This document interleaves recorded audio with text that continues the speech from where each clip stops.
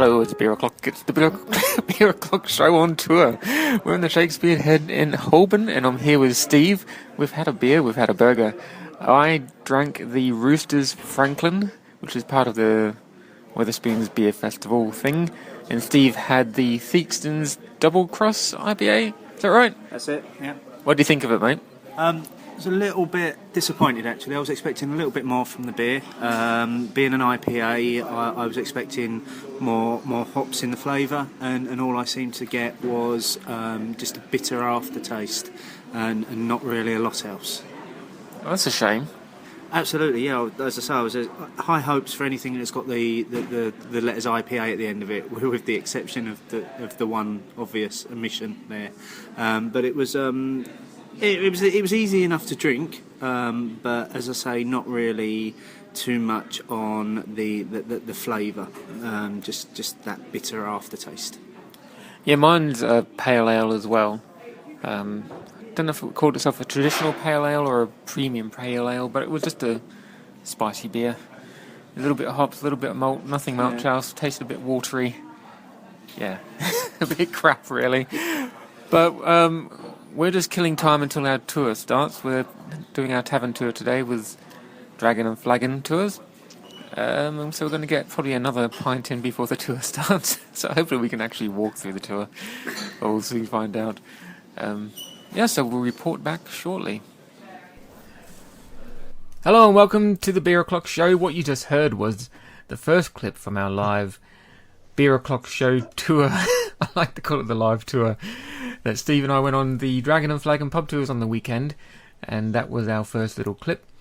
It was a fair tour, pretty good tour. But before I get to that, I should really introduce my co-host. I'm afraid I don't have a funny Essex fact of the week this week.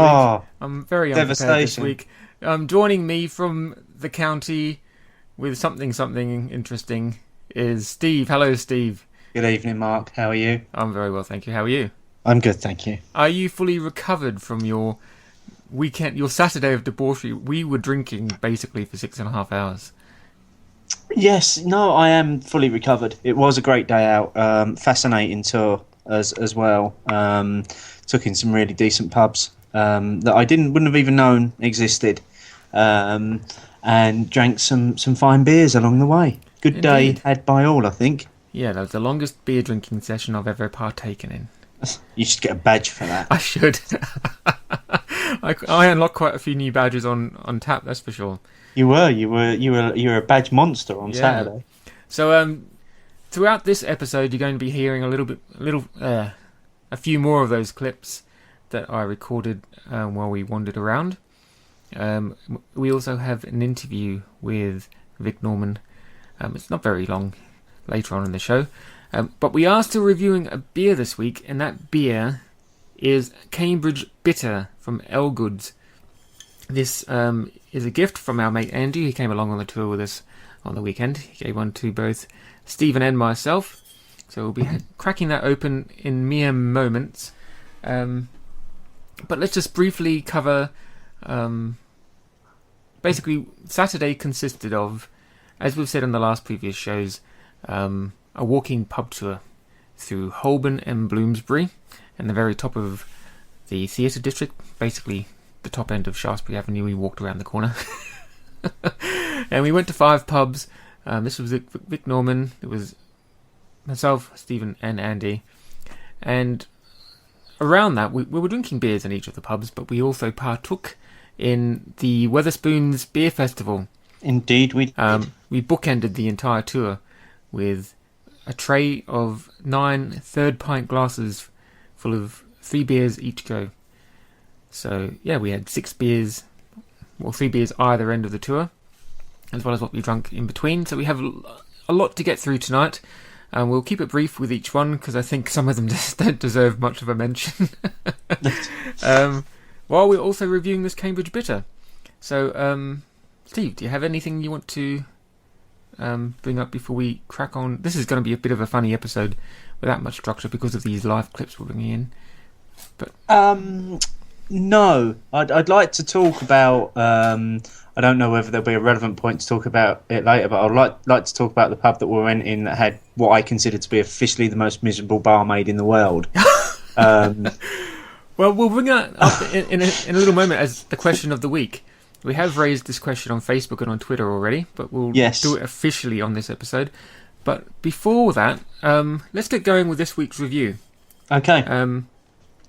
Yes. Which is the Elgood Cambridge Bitter, a gold medal winner. It's ABV 3.8%. It's their best-selling cask beer and has won many awards. See website for a full list. You don't hyphenate the word website, guys. Just a note. Brewed in the traditional way at the Northbrink Brewery, using only the finest East Anglian malted barley and choices English Fuggles and Challenger hops. You like Fuggles and Challenger hops, Steve, don't you? Or was that Andy that likes? I don't know, actually. Is it Challenger hops that you've got in one of the Adnams beers? Or am I mistaken? Challenger hops are used in Explorer. Yeah. Yeah. So, yeah, they've got a very distinctive taste and a very distinctive aroma. Mm-hmm. I'm not so sure about Fuggles, actually. But we'll give it a go, see what it's like. Pours very dark. It does pour very dark. It's very deep amber colour. The Challenger hops don't leap out at you on the nose. No. They're there in the background, but they're not there straight away. Yeah, there's some nice carbonation in that. A nice, softly off-white head. Nice malty nose. So how do you find the first sip of this Cambridge Bitter, Steve? I'm actually quite surprised. It's quite nice. It's easy. Very hoppy on the taste, isn't it? Yeah. Very hoppy with a malty tip on the tongue. I'd say more malty than hoppy. Again, I've got to be. I'm quite surprised here because I think I had a bit of a preconception that, but based on the fact that it was simply called Cambridge Bitter, and it's got an ABV of 3.8%, I wasn't really expecting very much from it. I was expecting it to be quite bland, but it's got a nice aroma, nice colour to it, and a nice initial flavour as well. Not a bad pint, this actually. It is very nice. So while we're drinking this, we'll go back and forth towards it.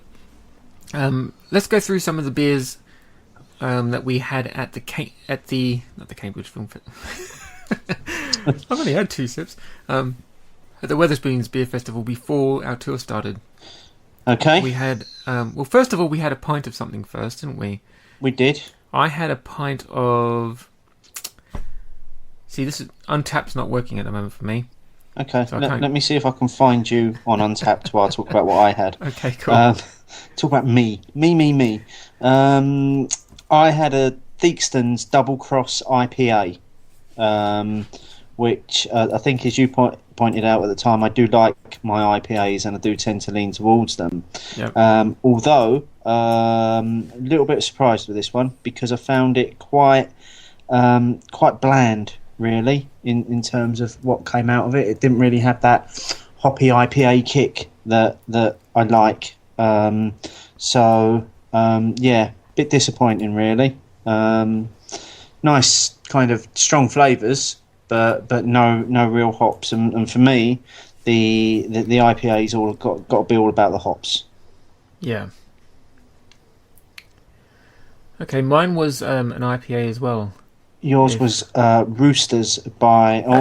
Franklin by Roosters. Yeah. Or was it Roosters by Franklin? It was Franklin by Roosters. Yeah. Which you simply termed as uninteresting. Yeah. It was drinkable, but there wasn't...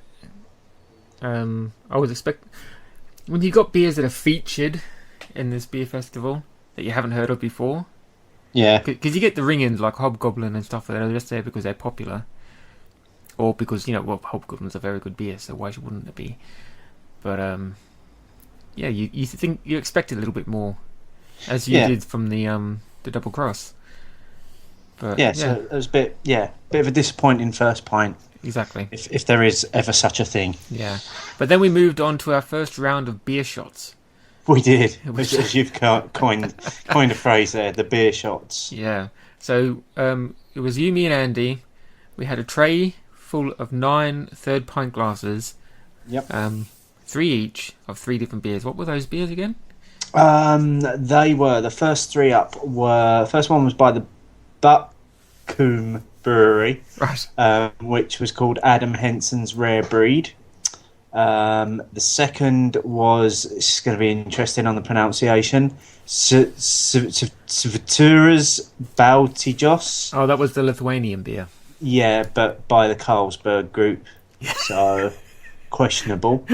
And then thirdly was a Thirsty Beaver Amber Ale by Tree Brewing, which were a Canadian brewery. Okay, and what did you think of those, if you remember? 'Cause I don't remember. Out of the 3, the Adam Henson's Rare Breed was a standout winner. It had a really dry finish to it, a lovely hoppy aftertaste, a really enjoyable third of a pint. The other 2 were a little bit less than that. The Unpronounceable was a kind of advertised as a red ale, and it looked quite thick and it had a bit of a sweet edge to it, but it wasn't great. And again, with the Thirsty Beaver, it was sweet and malty, but a little bit too sweet, and the sweetness really taking over from anything else. Okay, we've got a clip of after that first round, I think, so let's listen to that. Okay, part 2 of our live show. We've just had what are essentially the beer shots that Weatherspoons provide, the third pints. Steve and I had a third each of the Buttcombe Rare Breed, the Tree Brewing Company's Thirsty Beaver, and the Sitchuri's Baltijos Red Ale from Lithuania. Now, the Red Ale, for one, I thought I actually checked in on Tapped as rancid cough medicine. What did you think of the Red Ale, Steve? I was a little bit disappointed. I was hoping for a little bit more from a red ale, and again, as this was one of the beers that's been specifically brewed for the beer festival, I guess I was just hoping for a little bit more. But I found it rather bland and tasteless and quite hard to swallow, actually. Yeah, same. The Rare Breed wasn't so bad. It wasn't fantastic. It wasn't much there, in my opinion. What did you think of the Rare Breed? Out of the 3, it was probably the best of the 3 that we had. It was light. It was refreshing. You could really get the one of the hops that he'd been using. It was the Challenger hops, and you really got those hops coming through. So for me, that was probably the best out of the 3 that we drank. Yeah, definitely. And the Thirsty Beaver started off well, but for me, the taste went downhill after a few sips. Yeah, just too sweet, and sweetness really overtaking all of the other flavours in there. Yeah. So that's the end of part 2 of our tour. We're about to head off to our tavern tour with Dragon and Flagon Tours. Andy's here, by the way. Say hello, Andy. Hello, Andy. That's enough from Andy. Cheerio. Okay, so have you got any more thoughts on this Cambridge Bitter, Steve? Sorry, you got me mid-swig there. It's a really smooth pint, actually. It's been sitting for a while. It has got a really smooth edge to it. The flavours, we spoke about this with a few beers over the past few weeks. It's really well balanced.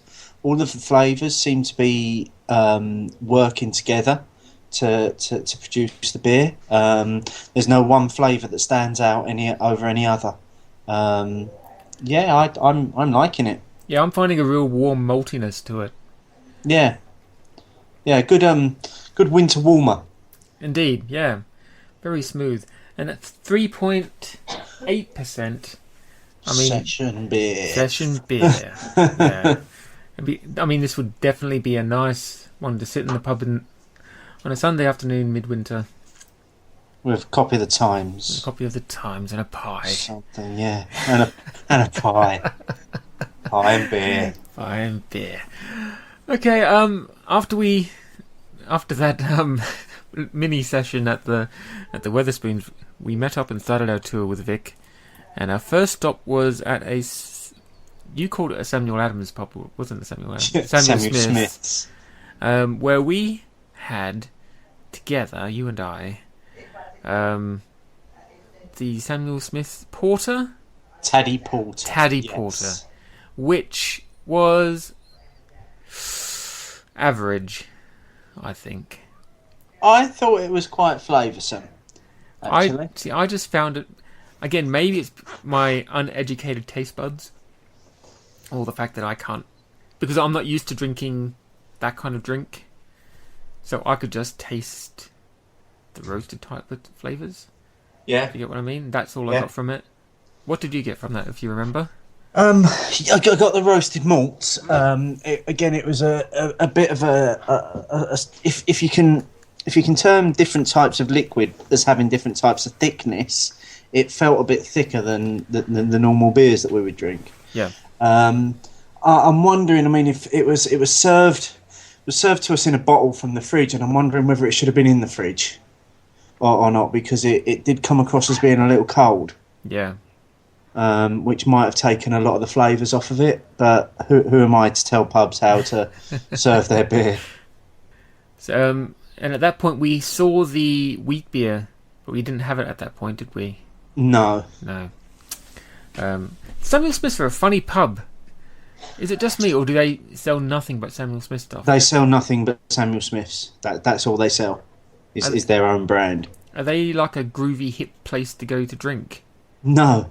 Not all. They're old men's pubs. Oh, right. I only knew of two of them before the tour on Saturday, which was one that we went in first, and then there's one a bit further up, just where we stopped by the Shaftesbury Theatre. There's one just across the way from there as well. Okay. But I didn't know of the third one. But I have also been in a Samuel Smith's pub up north as well, because my friend that lives in Sheffield, he's got a Samuel Smith's pub just at the bottom of his road, and it's just ridiculously cheap. It's about $1.70 a pint. Wow. Okay, I don't have weird place. Nice looking pub though. It's an old gin house, this one. Yeah, it is. I mean, and Vic was gave us quite the history of the place as well. Yeah. Which I wouldn't want to go too far into on the show, because it might spoil it for people that might want to go and do the tour that we did. Yeah. So he took us to, and we'll touch briefly on the pubs that we went to, without giving too much away. But they're all very interesting pubs with all very interesting stories. Except for the third one we'll get to in a little bit. But the second pub was basically like a front room with a bar in it. It was very small, wasn't it? Do you remember that one? It was on the corner. The Queen's Larder, it was. No, there was one before that. Was there? Yeah, the museum.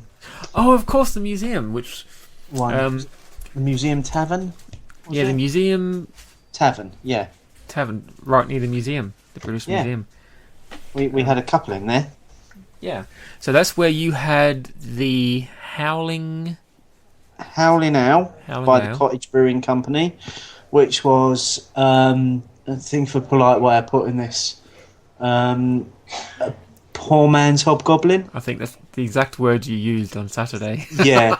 It was like it was clearly trying to be hobgoblin, but wasn't hobgoblin. Right. So it was all right though. Yeah, and that's where I had a pint of Tribute. I think it was there, and it was okay. Yeah, I think we also had a Wandle in there as well, didn't we? We had a Wandle, yeah.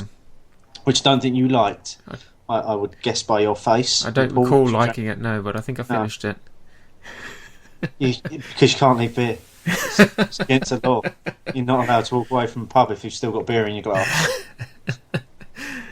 But the next pub, which was the Queen's Larder, that's where we had the craft lager We did. by our old friend Green King. Okay, we're on our third stop on the Beer O'Clock live tour with the Dragon and Flagon pub tours. We're at the Queen's Larder in Bloomsbury. We're here with Vic Norman, who runs the Dragon and Flagon tours. This is our third pub so far. What beers have we had so far, Steve? We've had the porter from, what's the name of that brewery? Samuel Adams. Samuel Smith. So we had the Samuel Smith. American politician a very long time ago. We had the Samuel Smith Porter in our first pub. The second pub, I had the tribute from and a Wandle with the Wandle. And Steve had Wandle and a Howling Ale. And now in our third pub, we've both had the Noble Crafted Lager from Green King, which is Steve's personal assignment of the week. I found it to be bordering on disgusting. It was a sour, beer fruity taste to it. Now, Steve, what did you think as your personal assignment of the Green King Noble Crafted Lager? I was quite excited when I saw the words Noble and Craft Lager, and that's what drew me to choosing this beer in this pub. I was a little bit devastated when I found out it was brewed by Green King, because I was like, damn, I've been pulled into the mass-produced lager trade by them slapping craft lager on it as a brand. But initially, I'd say if you were given this in a row of lagers, you wouldn't have necessarily called it as a lager. You may have called it more as a light ale or a pale ale. But I found it certainly poured off of the tap. It was a light golden colour. There wasn't very much carbonation to it. It had a nice small head to it as well. I found the aromas to be quite floral, so very, very floral, very zesty aromas to it. A very very refreshing drink in terms of what it was. In terms of it being a lager, certainly not as fizzy as your Carlsbergs or your Carlins, that sort of thing. However, as I say, I was devastated when I found out it was produced by Green King. A nice beer, nonetheless, and I did actually rate it on Untapped as the best beer of the day so far. However, I think that might have been a little bit keen on reflection, thinking about some of the other beers that I had. But I'd give it a 3 out of 5. Very good. So what did you think of the Howling Ale? That was really nice, actually. That was along the lines of a Hobgoblin. So it was quite dark in colour, had those sort of like rich malty tastes to it, the roasted malts, had some of that sort of dark, I wouldn't go as far as saying it had the chocolatey flavours, but it certainly had the deeper flavours, a lot more character than some of the other beers that we've drunk today. I think that was by Cottage Brewing Company, who, judging by Untapped, they are a small concern from down Devon way. So a nice beer. I'd recommend it if people came across it. Okay, and I had the Tribute, which I basically said was Doom Bar with hops in it, which is as much as I can say about that. And the Wandle, which on my first sip made me screw my face up. It got a little bit better as I got further down the half pint. What did you think of the Wandle? The Wandle was alright. I've had the Wandle out of the bottle before, and it's always interesting having something out of the bottle and then having the same beer off tap. It was very bitter off the tap, but it was quite smooth to drink. Went down quite easily, but did leave that bitter aftertaste to it. Cool. Okay. Well, we've got 2 more pubs left on the Dragon and Flagon Jar and Marbles tour we're on tonight, and at the end we'll have a chat with Vic Norman, who's running the Dragon and Flagon tours. But until then, we've got more beers to get through. That was a very small pub, very quaint, obviously a neighbourhood pub. Yeah, it was in Bloomsbury. Yeah. Very nice. I wouldn't mind going there again, but if they had struggle if it was busy, I think. Yeah, wouldn't you? They fit what? I mean, they do food in there and everything. Yeah. Okay, and the fourth pub, and this is going to be the instigator for our question of the week. Indeed it is, We yes. went to, what was the name of this pub? I can't remember. It's called The Lamb. Called The Lamb. It's in Bloomsbury. Yes. Had a decent range of beers. Not a great range of beers. It was a very well selected range of It's beers. a Young's pub, wasn't it? In my mind, yeah. But this is the pub that inspired our question of the week. Steve, do you want to feedback what that question is? I do, yes. I'm going for it here as well. Go for it. You're going to get the history as well. The reasoning for the question of the week is because I was fairly impressed with the range of beers, and when you in my mind, when you go into a pub that's got that kind of type of range, as I said, it wasn't a lot, but it was a very well selected range of beers. You kind of expect the staff to want to talk about the beers and to engage in a little bit of conversation, a little bit of banter. However, the Lamb seemed to employ what can only be described as the most miserable barmaid in London. She just simply did not want to engage in any discussion. Was almost put out by the fact that I couldn't make a decision straight away and that I was trying to choose a beer. After she served our beers, she stood behind the bar with her arms folded, glaring at people. So our inspired question of the week is, what is it, other than a good range of beer, but what is it that you look for when you go to a pub? What is it that makes the whole pub experience for you? Yeah. So answer your own question, Steve. What do you look for in a pub?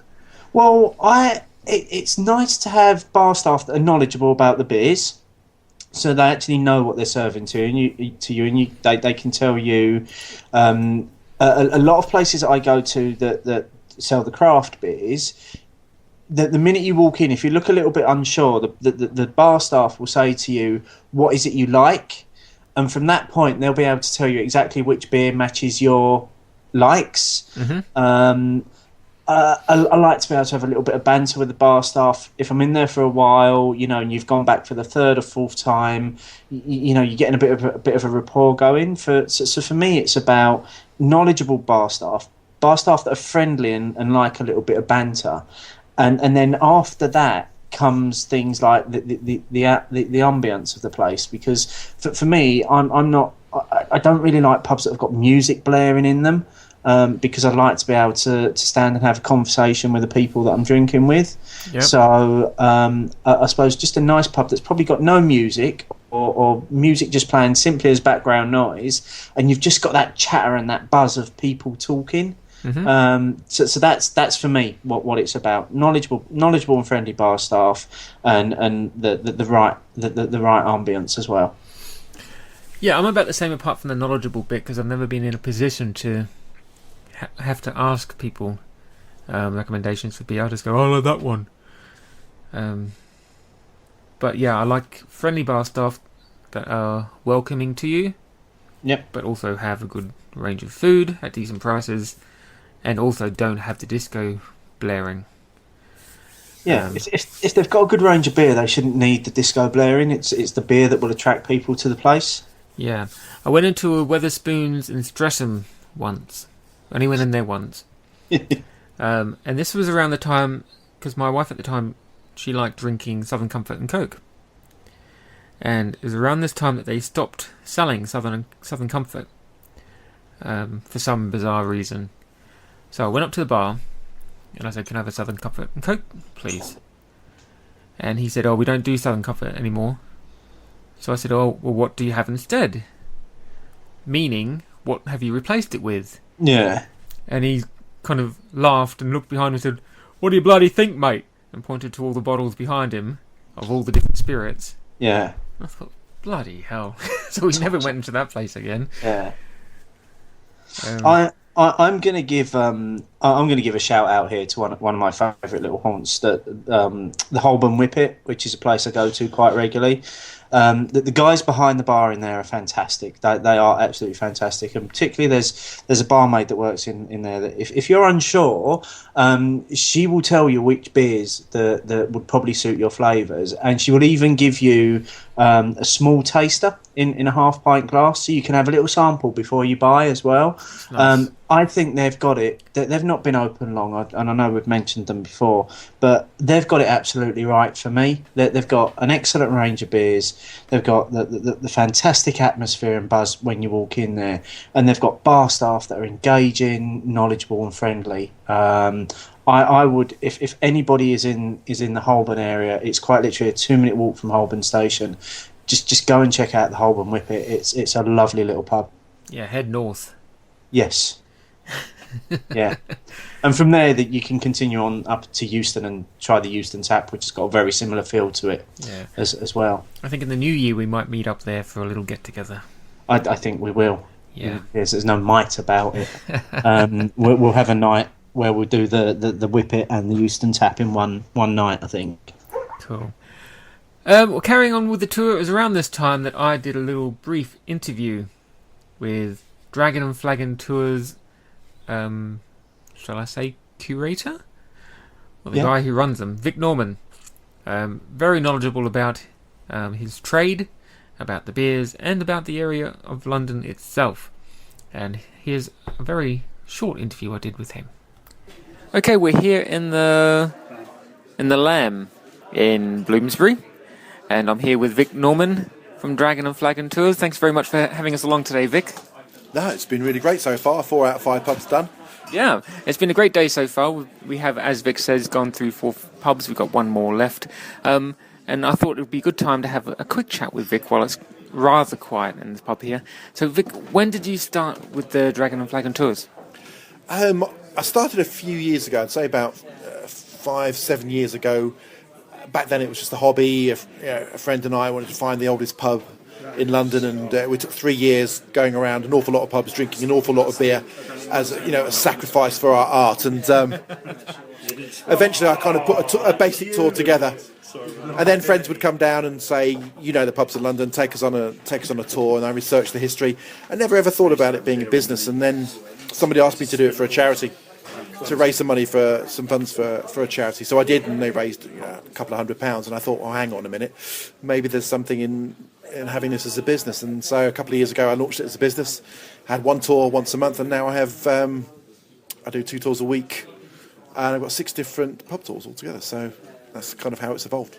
Okay, and we're on the Jar and Marbles tour today, which is the Bloomsbury Holborn area. Yeah, that's right. So what other tours do you do? I say there were 6 tours altogether. There's the Suit and Flute, which is around the financial district. There's the original Dragon and Flagon, that's Chancery Lane and Old London. There's the Noose and Tankard, which is Farringdon, Clerkenwell. There's the Strand and Goblet, which is the Strand and Charing Cross. And then there is the Tale of Three Bridges, which starts at St Paul's, goes over down to south of the river. I know. We do occasionally venture south of the river, and then over towards London Bridge and Tower. And what would you say is your most popular tour? Do you know what? I think, every time I have a tour, it is packed out, 20, 25 people. There's no one, I think, that's more popular than the others. But the original one, which the Dragon and Flagon Classic Tour, is the one that a lot of private people who want a private tour want to do. Okay. Steve, do you have any questions for Vic about the Dragon and Flagon Tours? I'll take that as a no then. So, Poured it all just because I just poured half a pint all over the table rather than in my mouth. So, Vic, where can people find you online? I have a website, www.londonpubtours.weebly.com. I'm on Twitter and on Facebook, Dragon and Flagon. So, plenty of places online. And Weebly, that's W-E-B-L-Y. W-E-E-B-L-Y. Right, .com. Okay, well, thanks very much. We've got one more pub tour to go. One more pub to visit. And we'll have some more beers to review. Right then, thanks very much, Vic. Thank you. Cheers.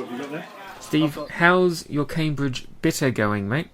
It is going down like a sinking ship. With people screaming. No, it's lovely.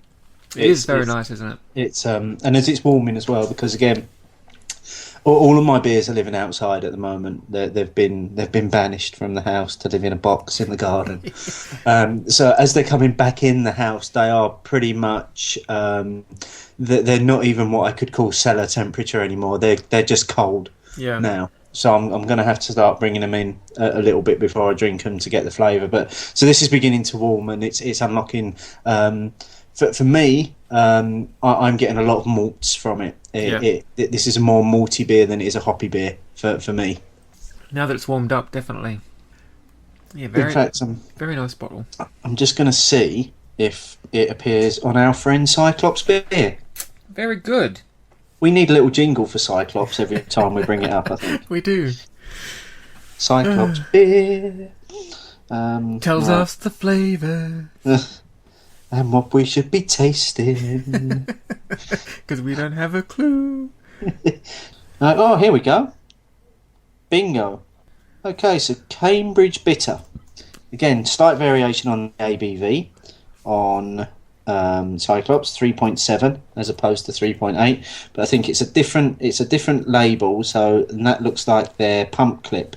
So that must be the off the pump ABV 3.7. So what we should be seeing is tawny. It's a colour we've never heard before. Mm-hmm. We should be smelling hoppy, and we should be tasting malts and hops. It's 2.5 on the bitter, and it's 3.5 on the sweet. Yeah, I'd say that's about right. Maybe not as sweet as they think. Yeah. Talking about bitters, one of the beers that we had, or that I had at the Lamb, was Bitter by Otter Brewery. Oh, now old otters. Yeah, now it wasn't the bitter that was at the Download Festival this year that you had as your introduction to Otter, was it? No, that was Otter Ale. Right, but see, because Untapped is working for me now, hurrah! I gave it 4 bottle caps and said it was very smooth on Untapped. Mm-hmm. I do remember quite liking that. Yep. And I came across another one of the Bath ales while we were in there called That's Forest right. Air, which was a real winner for me because it was full of hops. It was just hops all the way through. Absolutely lovely pint. Did you find it was well crafted like the gem we had last week? Very well crafted. Could have easily sat and had a couple of pints of that before we needed to move on. Yeah, I have to say I'm impressed with the Bath Ale so far. I am. I think I'll be exploring some more of them in the new year. Yeah. So after we were at the may as well have been called the Slaughtered Lamb. We're at the Lamb. We moved on to our final bar pub place on the tour, which was another Samuel Smith's pub, which was the Samuel Smith Old Brewery, which was down in Chancery Lane area, which is a gorgeous old pub. I have a photo that I have to put up on the website, up on Facebook. But it was all old wood panelling. It looked like what you would imagine a really old-timey pub to be. Yeah. Built in the early 1900s, though. But done to that level of craftsmanship that they wanted to bring back. And it was here that I had the wheat beer by Samuel Smith, which was a very beer fruity nose and a soft beer fruity taste. Beer fruits are back. But it was average, I found. I'm not a fan of wheat beers. I'm really not. I find them too sweet. Yeah, what did you have that time? I had the Samuel Smith's, shocker, Sovereign Bitter. And what did you think of that? I thought it was very average. Oh, yeah. Considering how enthusiastic we are for beers normally, Yeah. 3 bottle caps is quite poor. I do find, though, that you get to a point where, and I think I might have spoke about this before, I've certainly spoke about it with a friend of mine, that when we get together and you drink a lot of beers over a day, you do get to a point where they begin to lose their individuality, and Yep. it quite simply just tastes like another beer. Yeah. and you may as well stop drinking the decent beers and either start drinking Green King IPA or hit the lager. Yeah. Because you get to a point where you're probably just drinking for the sake of drinking. Yeah. And I wonder if I was beginning to get to that point with the Sovereign Bitter. Yeah, because by that point we hadn't had many cumulative pints, but we'd had a lot of different tastes. So maybe we were getting a bit phased, but that didn't stop us from, after the tour was over, when we said goodbye to Vic after that bar, and we went to another Weatherspoons and had another round of beer shots. We did have another round of beer shots. This time we had 3.5 India Session Ale by Avery, the Silver Mist by Traditional Scottish Ales, and the Heather Ale by Cambridge Brewing Company.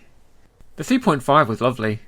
3.5, an absolute winner for me. I know I was banging on about this on last week's show as well, but collaboration between Avery Brewing Company from the USA, my favourite brewery, Adnams, to come up with this 3.5% ABV session beer, which is absolutely lovely. I've never tasted such strong hops in such a low ABV pint. Absolute winner for me every time. Yeah, my comment on Untapped was nice, spicy, beer fruity taste. So yeah, that was a definite win. And afterwards, I think we all had another round of that after our beer shots. I had a half pint because I was kind of struggling by that point.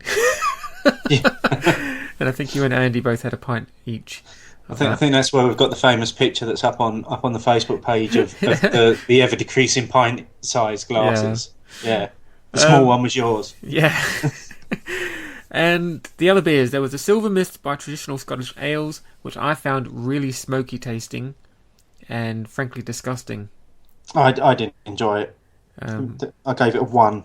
I think Andy had one sip and put his beer shot aside. I had half of it, I think, and couldn't finish it. That was possibly the worst beer of the night. But I'm wondering no, it wasn't. The Heather Ale was worse than that. I didn't find it as bad as the Silver Mist. Right. But it did taste of slightly soiled socks. Yeah. To me. So we had a few very poor pours that night, but the rest of it was really good. It was a great day. Yeah, it was great. Dragon and Flagon Tours, londonpubtours.weebly.com. Check him out. He does 6 different tours. He does 2 a week. They go all over the London, or that West Endy city area. So thanks very much, Vic, for having us along. Yes, thanks, Vic, and look forward to seeing you again soon. Yeah. I went shopping yesterday and picked up some beers. Okay, now, what did you get? 2 of them are lagers. Sharp in, take a breath. All 3 I hope they're craft lagers. There's 3 of them. By Green King? No. There's 3 of them, and they're all American. Oh, okay, go on then. One's the Brooklyn Lager. Yeah. Which I've seen mentioned around quite a few places. That's alright, actually. That's not a bad lager. One's the Samuel Adams. Now, the reason why I've bought Boston Bitter or something like that. That's it, Boston Bitter. Now, the reason I bought that is because years ago I always saw it mentioned on this rock forum I used to go to. Just because, lots of Americans drinking it. So I thought I'll just get that and try it. And the other one is, I think it's called the Goose Island Indian Pale Ale. Goose Island is nice. So I got that as well. Yeah, they do a really decent range of IPAs, Goose Island do, as well. Yeah, so they're from Chicago, I think. Yeah. So, yeah, those are my 3 that I bought this week. Cool. Well, I bought some beers today. I bought some Christmas beers today. Did you? So I'm all Christmased up now. I bought a Harvestoon Mr. Snowballs. Ooh. A Whitewood Bar Humbug. An Oxfordshire Owl's Uncle Scrooge. Shepherd Neame Christmas Owl. A White Horse Beer Rudolph the Red-Nosed Reindeer. And a Bateman's Rosy Nosy. So, all top shelf stuff. Yes, and I'm thinking, I'm playing around with the idea of maybe doing a Christmas beer vent calendar for the show. That's amazing. Not that I'm not doing a beer every day throughout December, but I'm going to do one of those Christmas beers. That's amazing. Every week as my personal assignment leading up to Christmas. That sounds great. So it'll be like our Beer O'Clock Show beer event calendar. But so that was from Morrison's. You bought those. Yep. I'm particularly looking forward out of that little selection. I've had a couple of them before, but the one that I'm really looking forward to, which is strange for me, is the Shepherd Neame Christmas Ale. Now, I'm not a fan of Shepherd Neame beers, and I've openly said that before. I don't know what it is about them, but I don't seem to like any of them that I've ever tried. But this Christmas Ale is a 7%, and apparently it's really hoppy and really fruity at the same time. So I'm looking forward to really trying that one. Cool. Okay, I think I've had one Shepherd Neame beer before, the Whitstable Bay Organic Ale. I found that quite nice. They do the classic. You've probably seen Spitfire. Oh, is that one of theirs? Yeah, that's one of theirs. That's quite a well-known one, isn't it? Yeah, we should maybe consider doing that one day on the show, actually, Yeah, so I can give my completely unbiased opinion about how great I think Shepherd Neame are. Why not? Guess we won't be on their list either this Yeah, Christmas. we've already got Green King IPA and Brewdog knocking us off their Christmas list. What's another one? Yeah, keep racking them Oh, up. and every lager brewing company around. Yes, there is that too. We need to do a lager week one week. I mean, maybe we should actually. There are some decent lager type beers out there. I use the word lager type beers. I think I've definitely said before about the brew that Sainsbury's do. It's a Sainsbury's beer, but it's brewed by Harvestone, and it's called Scottish Craft Lager. That might be an interesting one to do. Yeah. Yeah, if you can ever get to a bigger Sainsbury's than the one opposite you. Yeah. Okay, that's coming to an end of this episode. We're going to play out the episode with one of our final clips from our live Beer O'Clock tour. We're going to be doing more Beer O'Clock tours in the new year, eventually. I've got these dreams of having a big event, a Beer O'Clock convention. Oh, I love it. But I think we need a few more listeners first. Yeah. Speaking of listeners, you can get in touch with us, guys. Please do rate and review us on iTunes. You can find us on there. Just do a search for Beer O'Clock Show. You can find us on Twitter at Beer O'Clock Show. So follow us, send us a message, tell us what you think of the show. Facebook.com/Beer O'Clock Show. You can find Steve and I on Untapped. I'm there at Roku, ROKKU, and Steve is Mental Bentos, MENTALBENTOS. Those are also our individual Twitter names. And you can find us on the web at beeroclockshow.co.uk, and you can email us, finally, beeroclockshow@gmail.com. So we love to get your feedback. Please, iTunes reviews are really helpful. Yeah, so there you go. Send us a message on Twitter as well. We'd love to get in touch with you. There you go, that's the end. Thanks very much, Steve. Thank you. Let's look ahead to next week. Yes, indeed. Where we're going to be Big week next week. reviewing the Raven Black IPA. Yes. Is that what it's called? We are reviewing the Thornbridge Raven Black IPA, which has recently been voted the best black IPA in the world. Wow. So we are reviewing the world's best. Very good. Okay, thank you very much, guys. Talk to you next week. Bye-bye. So that's the end of the Dragon and Flagon pub tours. Steve and I and Andy have decamped to a local Wetherspoons to partake in the Wetherspoons Beer Festival with the whole 3.5 pint tasting menu that they do. We got 3 beers, which we'll get through in a little while and probably talk about in the post-recording section that you would have heard throughout this show. Just a word on the Dragon and Flagon pub tours. It's a great little tour. Obviously, it would be much better with more than 3 people. Vic normally runs 25 people on his tours. He really knows his stuff. We'll talk about it more in the post-recording again. No, I tweeted... But really, I would really recommend going along if you're in London. He does some great tours. He's very knowledgeable of the area, of the history of the area and of the pubs themselves, and also very knowledgeable about the beers within the pubs. Especially the Samuel Smiths. He seems to know a lot about them. So I definitely recommend that you go along to Dragon and Flagon.